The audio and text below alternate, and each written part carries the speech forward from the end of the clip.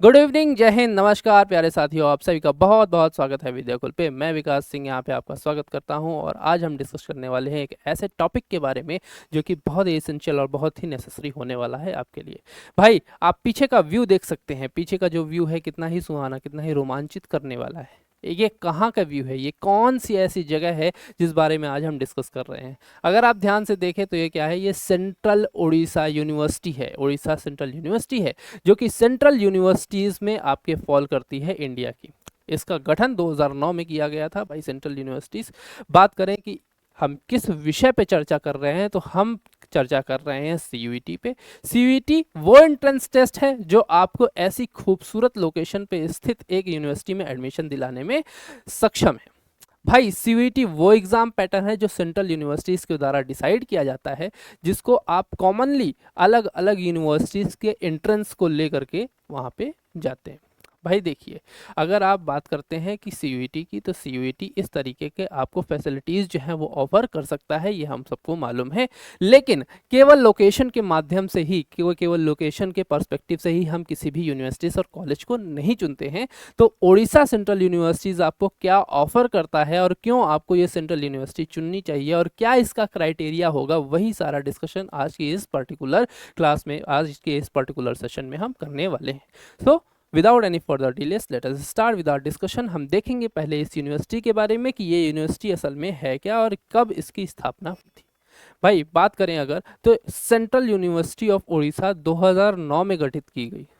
2009 में central government of India ने central university act के अंतर्गत इसको गठित किया, इनको इसका जो है ऑर्गेनाइजेशन स्टार्ट कराया और ये जो है तब से ही सुचारू रूप से भारतीय एजुकेशन सिस्टम में बहुत ही सक्षम तरीके से कंट्रीब्यूशन देती आई है और बहुत ही सारे करिकुलम्स में इसने अपना विस्तार जो है किया है।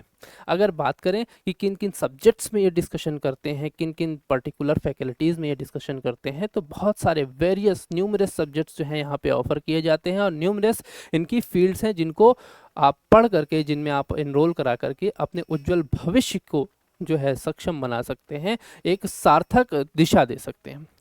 बात करते हैं कि भाई ये यूनिवर्सिटीज़ आपको क्यों चुननी चाहिए। As per the result, as per the past results, आप देखेंगे कि ये यूनिवर्सिटी, उड़ीसा सेंट्रल यूनिवर्सिटी, हमेशा ही अवेलेबल रही है आपको एक बेटर फैकल्टी प्रोवाइड कराने में और बेटर कोर्स कंटेंट जो है वो प्रोवाइड कराने में। इनका सिलेबस इतना कैपेबल माना जाता है that after studying from this university you can actually inculcate that values, उन वैल्यूज़ को इनकलकेट कर सकते हैं, उन कोर्स कंटेंट को इनकलकेट कर सकते हैं, अपने माइंड में उतार सकते हैं जहन में, जो कि एक बाहर की फॉरेन यूनिवर्सिटी जो है बेसिकली सेल करती है, बेसिकली ऑफर करती है। ये यूनिवर्सिटी हमेशा ही पैरामीटर बढ़ाती आई है आपके इंडियन एजुकेशन सिस्टम का, इंडियन एजुकेशन बार का। अगर बात करें कि इनकी फैकल्टीज़, तो 86 मेंबर्स की फैकल्टीज़ लगभग आपको उड़ीसा सेंट्रल यूनिवर्सिटीज़ में देखने को मिल जाती हैं और वो इतने हाईली एक्सपीरियंस्ड और इतने स्किलफुल माने जाते हैं कि वो एक लेक्चर, दो लेक्चर में ही किसी भी पर्टिकुलर स्टूडेंट को, किसी भी स्टूडेंट को ऑफर कर सकते हैं ऐसा कोर्स कंटेंट जो वो कभी भी अपने जीवन में यूज़ कर सकता है और कभी भी वो ना भूले। बात करते हैं इसकी रेटिंग की, तो हमेशा ही जब भी रेटिंग की बात आती है, सेंट्रल यूनिवर्सिटीज़ जो है टॉप मोस्ट रेटिंग्स में फॉल करता है, टॉप मोस्ट यूनिवर्सिटीज़ में फॉल करता है। यहाँ इसको अप्रॉक्सीमेटली 3.5 से 4.5 के बीच की रेटिंग जो है वो दी जाती है out of 5। It is a very decent amount of rating that it get. ठीक है भाई, तो हर बार ऐसा ही होता है कि ऐसी यूनिवर्सिटीज़ को, यानी उड़ीसा यूनिवर्सिटीज़ जैसे आपके जो कॉलेजेस हैं, इनको जानकारी के अभाव के बिना लोग जो हैं वो छोड़ देते हैं और एक बहुत ही सुनहरा मौका गवा देते हैं जो उनके फ्यूचर के लिए, ब्राइट फ्यूचर के लिए बहुत ही ज़्यादा हेल्पफुल हो सकता था। सो आपके साथ ऐसा ना हो, इसीलिए हम एक इन्फॉर्मेटिव वीडियो लेकर के आए हैं, इन्फॉर्मेटिव सेशन लेकर के आए हैं, जहां आपको ये सारी बातें पता चले कि ये यूनिवर्सिटी आपके मतलब का कोर्स कंटेंट ऑफर करती है, आपके मतलब की एलिजिबिलिटी क्राइटेरिया पे फॉल करती है और आप इस यूनिवर्सिटीज़ में एनरोल कैसे करा सकते हैं। तो आइए बात करते हैं कि किस तरीके से इसके कोर्स कंटेंट आपको अवेल कराए जाते हैं और क्या क्या कोर्सेस और क्या क्या सब्जेक्ट्स यहाँ पे आपको ऑफर किए जाते हैं इन दिस पर्टिकुलर यूनिवर्सिटी। तो अगर हम देखें हमारे पास कोर्सेज की, अगर हम बात करें तो बेसिकली जो आपके अंडर ग्रेजुएट के जो कॉमन प्रोग्राम्स हैं, जैसे बीए हो गया, बीएससी हो गया, बीएड हो गया, बीए एलएलबी हो गया। BA LLB is very professional course जो आज के समय में बहुत सारे बच्चे परस्यू करते हैं और एक बढ़िया जॉब स्कोप, जॉब अपॉर्चुनिटी लेकर के ये हमेशा ही चलता है। इवन बहुत सारे तो आज यंगस्टर्स के अलावा बहुत सारे ओल्ड एज पर्सन्स हैं जो बीए एलएलबी सॉरी एलएलबी करना चाहते हैं ताकि वो एक बेटर लॉयर बन सकें। और फिर आप अगर सोसाइटी में रहते हैं तो आपको लॉज के बारे में और आपको अपने पॉलिटी के बारे में जानकारी रखनी भी चाहिए, वो आपकी उड़ीसा यूनिवर्सिटीज़ जो है वो ऑफर करती हैं।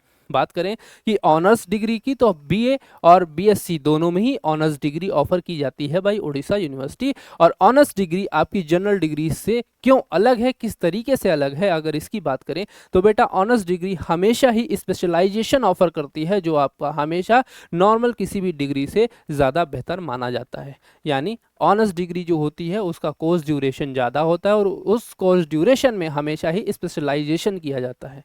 बात करें कि आपको सब्जेक्ट कॉम्बोज कौन कौन से मिल सकते हैं, तो डोमेन सब्जेक्ट ऑफ आर्ट्स की अगर हम बात करें वहाँ पे history, geography, economics, political science, English literatures वगैरह सारे ही आपको अवेलेबल है। वहीं अगर हम बीएससी की बात करें, बीएससी में कॉमन सब्जेक्ट्स जैसे chemistry, physics, biology, zoology, botany, biophysics ये सारे भी आपको देखने को मिल जाते हैं। और इनको चूज़ करके आप अपने कोर्स को, आप अपने करिकुलम को, आप अपने प्रॉस्पेक्ट को बहुत ज़्यादा इम्प्रूव कर सकते हैं।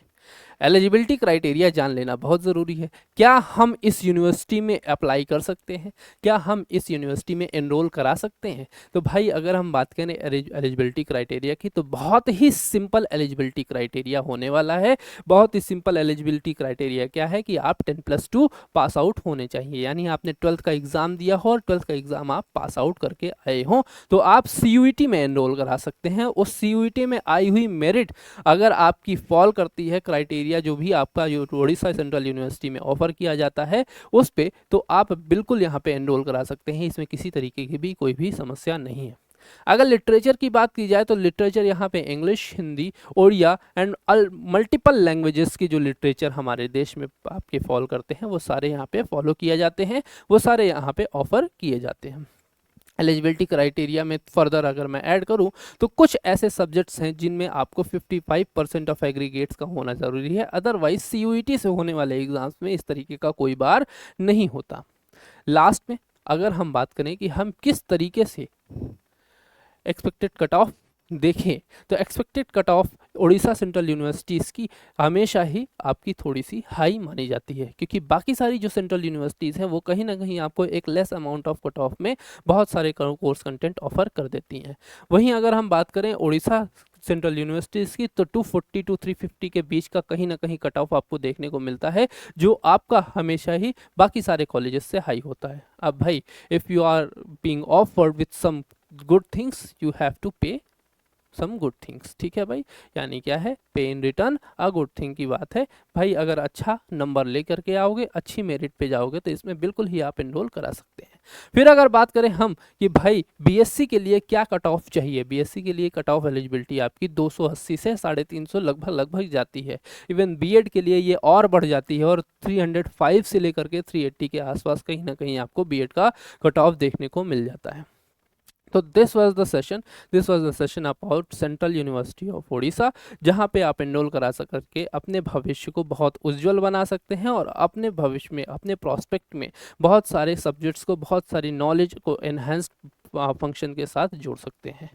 आई होप कि ये वीडियो आपके लिए इन्फॉर्मेटिव रही हो और हेल्पफुल रही हो। ऐसे ही बहुत सारी वीडियोस आपको विद्याकुल पे मिलते रहेंगे और विद्याकुल के साथ आप इन सारे पर्टिकुलर कॉलेजेस को, यूनिवर्सिटीज़ को एक्सेस कर सकते हैं। आई होप कि ये वीडियो आपके लिए इन्फॉर्मेटिव रही हो। मिलेंगे नेक्स्ट क्लास में। बाय बाय, जय हिंद, राम राम।